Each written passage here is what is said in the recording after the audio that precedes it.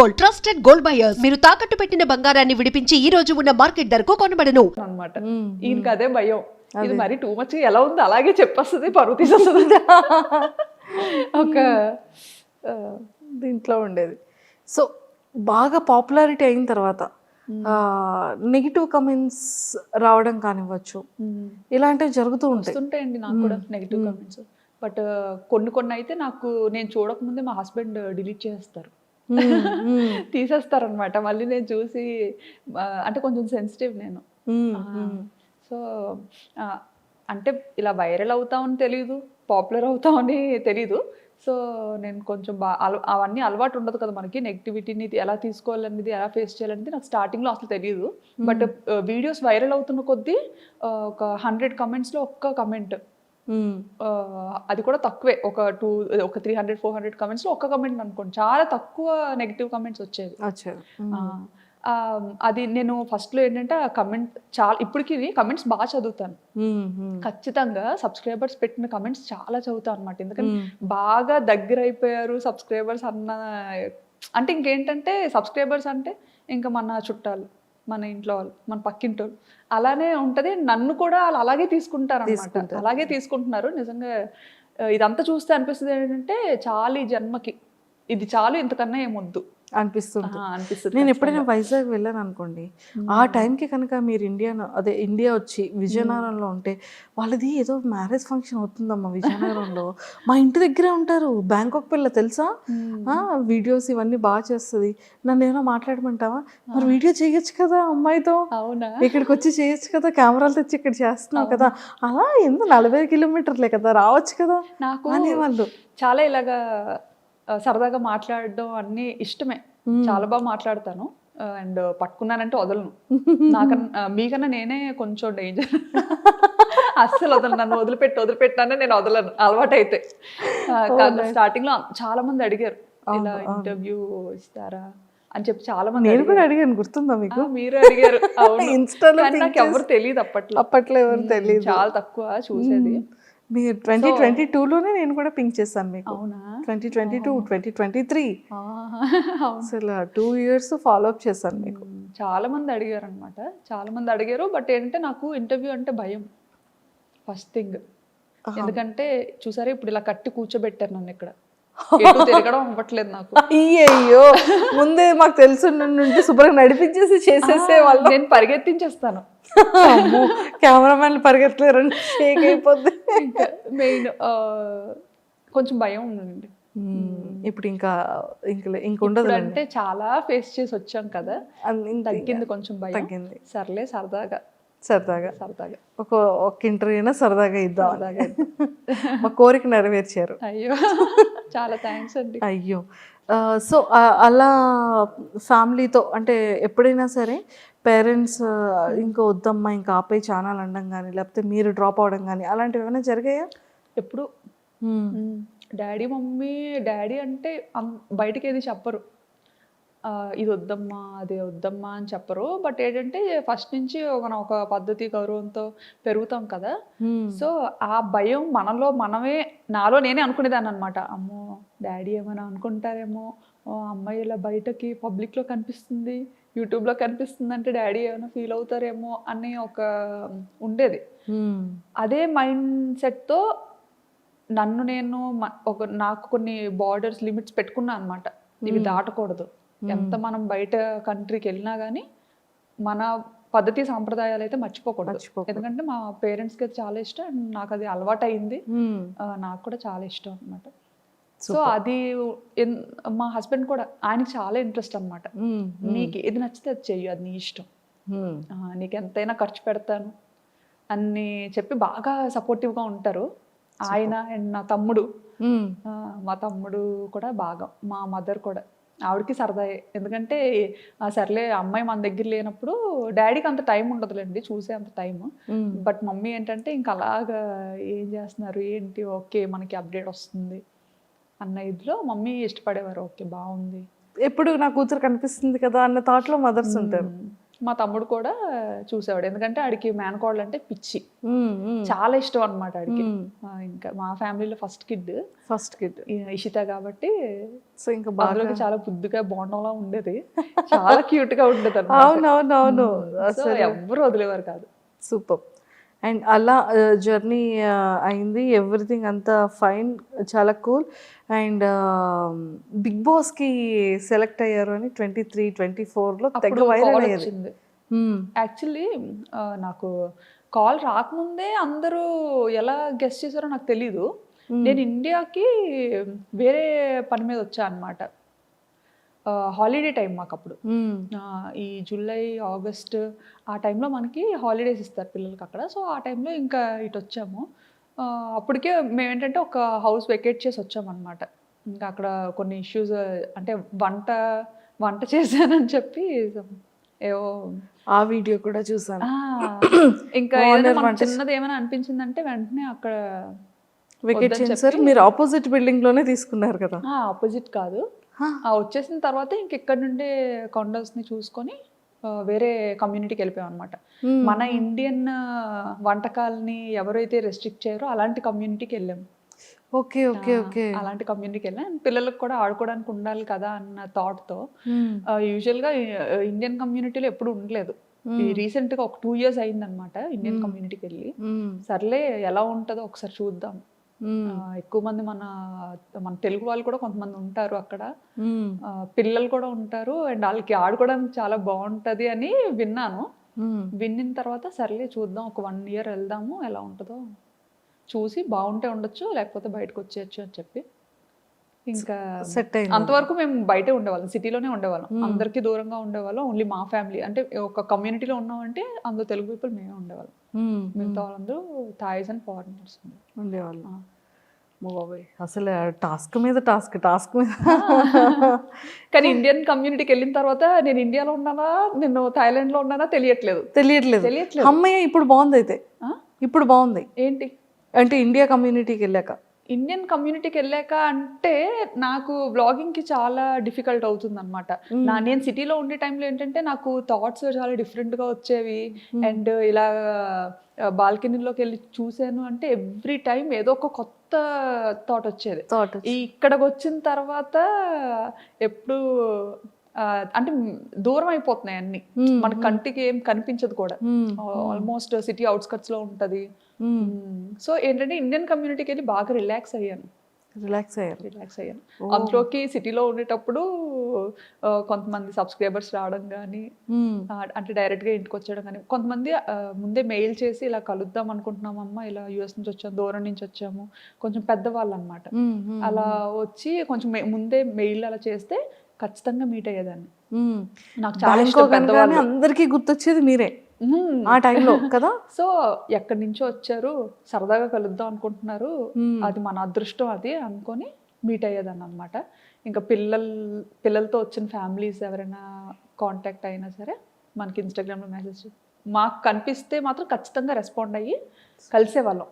ఎంతో మందిని కలిసాం అలాగా, చాలా హ్యాపీగా అనిపించేది. మేము కూడా ఇంటికి దూరంగా ఉంటాం కదా, చుట్టాలు ఆలు అంటే మాకు చాలా సరదా ఎవరైనా ఇంటికి వస్తే. సో అలా కలిసేవాళ్ళం. కొంతమంది ఏంటంటే తెలియకుండా వచ్చేసేవారు అనమాట, చెప్పకుండా. మేబీ అంటే అడిగేవారేమో, మరి ఇన్స్టాలో మెసేజెస్ అవి పెట్టేవారేమో, బట్ మనకి ఏంటంటే ఇంకా థౌసండ్స్ ఆఫ్ రిక్వెస్ట్ అలా వస్తూనే ఉండేవి ఎవ్రీడే. సో అవన్నీ ఫిల్టర్ చేసుకోవడం అంటే అది మామూలు విషయం కాదు, చాలా పెద్ద విషయం. సో మేబీ అలా రెస్పాండ్ అవ్వలేదని మరి అలా డైరెక్ట్గా వచ్చేసేవారో ఎలాగో తెలియదు. కానీ నైట్ 9 o'clockకి అలాగా పెద్ద ఆవిడ వాళ్ళ అబ్బాయిని తీసుకొని వచ్చేది కూడా అనిపించింది. కానీ ఫస్ట్ భయం వేసింది. కాకపోతే మేము కిందకు వస్తామేమో, బయటకి వెళ్ళేటప్పుడైనా కనిపిస్తామేమో అని చెప్పి కమ్యూనిటీలో చూసేవాళ్ళు. ఎదురు చూసి 3-4 hours, 7 o'clock 6 o'clock వచ్చి అలాగ 9-10 వరకు ఎదురు చూసి, మేము ఎక్కడా దిగకపోయేసరికి ఇంకా సెక్యూరిటీకి అడిగి వాళ్ళు ఫుల్గా రెస్ట్రిక్ట్ చేస్తారనమాట. లేదు అలా ఎలా చేయము, అది ఇది చేసిన లేదు, తను ఇక్కడే ఉంటుంది, గోస్ట్ టవర్ పక్క బిల్డింగ్ ఇదే. ఆ గోస్ట్ టవర్ ని చూసి వచ్చారంట తను, వాళ్ళ బాల్కనీ నుండి గోస్ట్ టవర్ ని చూపించేవారు. సో ఆ గోస్ట్ టవర్ కి పక్కనే ఉన్న ఏకైక బిల్డింగ్ ఇది ఒక్కటే. సో ఈ టవర్ లోనే ఆవిడ ఉంటారు అని అల్లరి ఇంకా వాళ్ళని అడిగి అడిగి అంటే ఎంత లవ్ అండ్ ఎఫెక్షన్ లేకపోతే అంత లాంగ్ నుంచి వచ్చి అన్ని అవర్స్ వెయిట్ చేసి ఆ సెక్యూరిటీ కూడా ఇంకా ఈ ఏం చేయాలి అసలు ఏం చేసినా వెళ్ళట్లేదు అని చెప్పి ఇంకా వాళ్ళని పైకి తీసుకొచ్చారు వీళ్ళు మీకు తెలుసా అని. ఓకే ఇంకా ఇలా ఈయన వర్మ గారు డోర్ ఓపెన్ చేయగానే ఇంకా ఆవిడైతే రాజా రాజా అనుకొని ఆ టైంలో భయం వేసింది. ఇప్పుడు హ్యాపీగా ఉంది, బట్ అప్పుడు చాలా భయం వేసింది అనమాట. నేను అప్పుడు రూమ్ లో ఎడిటింగ్ చేస్తున్నాను, బట్ ఆ అరుపులు నాకు వినిపించాయి రూమ్ లో. నేనేమనుకున్నానంటే ఓకే వర్మ గారు వాళ్ళ రిలేటివ్స్ ఎవరైనా వచ్చారేమో, సరే ఓకే ఎవరో సర్ప్రైజ్ చేసేటట్టున్నారో అని అనుకున్నాను. ఈయనకి మీరు సర్ప్రైజ్ అయ్యారు. సెక్యూరిటీ అడుగుతున్నారంట వీళ్ళు మీ వాళ్ళేనా అని. ఎప్పుడు చూడలేదు, ఎలా చెప్తాం మా వాళ్ళని. అయితే ఏమో తెలీదు అని. అయితే వాళ్ళేమో తెలుసమ్మా చెప్పమ్మా మీకోసం వచ్చాను, ఆ అమ్మాయిని కలుస్తాను, ఒక్కసారి చూసి వెళ్ళిపోతాను ఒక్కసారి చూసి వెళ్ళిపోతాను అమ్మాయిని అని చెప్పి అలా అని అంటే ఇంకా ఈయన సరే పెద్ద ఆవిడ కదా, చాలా పెద్ద ఆవిడ, ఒక 60+ ఉంటాయేమో ఆవిడకి. అసలు ఆవిడ బ్యాంకాక్ రావడం ఆశ్చర్యం చూడండి అసలు. ఉంటాయేమో అని చెప్పి సరే కింద లాబీలో వెయిట్ చేయండి, నేను తనకు చెప్తాను తీసుకొస్తాను అని చెప్పి తీసుకొచ్చారు. నాతో మాట్లాడి ఇద్దరం నెమ్మదిగా ఆ నైట్ డ్రెస్తోనే కిందకి వెళ్ళిపోయాను అనమాట. కిందకి వెళ్ళిపోయి మాట్లాడి సరే ఇంక అప్పటికి పాపం మళ్ళీ ఏం తినలేదు, మంచిగా అట్టేసి తీసుకొస్తాను తిందురు కానీ అన్న. షుగర్ పేషెంట్ మళ్ళీ ఆవిడ మళ్ళీ. అయ్యో ఎందుకండి అంత కష్టం అసలు ఎందుకు అని. లేదమ్మా ఒక్కసారి చూసి వెళ్ళిపోతాను, తర్వాత అయితే అసలు కనిపించమేమో అని. ఎక్కడికి పోతానండి ఇక్కడే ఉంటాను కదా. అంత ఈ అమ్మను అంత చూస్తుంటే చాలా మంచిగా అనిపించేది, బట్ ఏంటంటే కొన్నిసార్లు భయం వేసేది. పిల్లలతో ఉండేవాళ్ళం కదా, ఇంత పబ్లిక్ అయినప్పుడు ఎవరు ఎలా ఉంటారో మనం గెస్ చేయలేము. సో ఇంటెన్షనల్ ఉంటుంది. సో అప్పుడు ఆ భయపడి కూడా వెళ్ళిపోవాల్సిన కారణం అదొకటి ఇంకా. సో బిగ్ బాస్ కాల్ వచ్చిన తర్వాత మీరు వెళ్దామని ఫిక్స్ అయ్యారా?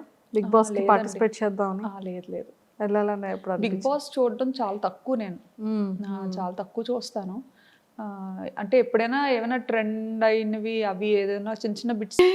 అంటే ఎంత లవ్ అండ్ ఎఫెక్షన్ లేకపోతే అంత లాంగ్ నుంచి వచ్చి అన్ని అవర్స్ వెయిట్ చేసి ఆ సెక్యూరిటీ కూడా ఇంకా ఈ ఏం చేయాలి అసలు ఏం చేసినా వెళ్ళట్లేదు అని చెప్పి ఇంకా వాళ్ళని పైకి తీసుకొచ్చారు వీళ్ళు మీకు తెలుసా అని. ఓకే ఇంకా ఇలా ఈయన వర్మ గారు డోర్ ఓపెన్ చేయగానే ఇంకా ఆవిడైతే రాజా రాజా అనుకొని ఆ టైంలో భయం వేసింది. ఇప్పుడు హ్యాపీగా ఉంది, బట్ అప్పుడు చాలా భయం వేసింది అనమాట. నేను అప్పుడు రూమ్ లో ఎడిటింగ్ చేస్తున్నాను, బట్ ఆ అరుపులు నాకు వినిపించాయి రూమ్ లో. నేనేమనుకున్నానంటే ఓకే వర్మ గారు వాళ్ళ రిలేటివ్స్ ఎవరైనా వచ్చారేమో, సరే ఓకే ఎవరో సర్ప్రైజ్ చేసేటట్టున్నారో అని అనుకున్నాను. ఈయనకి మీరు సర్ప్రైజ్ అయ్యారు. సెక్యూరిటీ అడుగుతున్నారంట వీళ్ళు మీ వాళ్ళేనా అని. ఎప్పుడు చూడలేదు, ఎలా చెప్తాం మా వాళ్ళని. అయితే ఏమో తెలీదు అని. అయితే వాళ్ళేమో తెలుసమ్మా చెప్పమ్మా మీకోసం వచ్చాను, ఆ అమ్మాయిని కలుస్తాను, ఒక్కసారి చూసి వెళ్ళిపోతాను ఒక్కసారి చూసి వెళ్ళిపోతాను అమ్మాయిని అని చెప్పి అలా అని అంటే ఇంకా ఈయన సరే పెద్ద ఆవిడ కదా, చాలా పెద్ద ఆవిడ, ఒక 60+ ఉంటాయేమో ఆవిడకి. అసలు ఆవిడ బ్యాంకాక్ రావడం ఆశ్చర్యం చూడండి అసలు. ఉంటాయేమో అని చెప్పి సరే కింద లాబీలో వెయిట్ చేయండి, నేను తనకు చెప్తాను తీసుకొస్తాను అని చెప్పి తీసుకొచ్చారు. నాతో మాట్లాడి ఇద్దరం నెమ్మదిగా ఆ నైట్ డ్రెస్తోనే కిందకి వెళ్ళిపోయాను అనమాట. కిందకి వెళ్ళిపోయి మాట్లాడి సరే ఇంక అప్పటికి పాపం మళ్ళీ ఏం తినలేదు, మంచిగా అట్టేసి తీసుకొస్తాను తిందురు కానీ అన్న. షుగర్ పేషెంట్ మళ్ళీ ఆవిడ మళ్ళీ.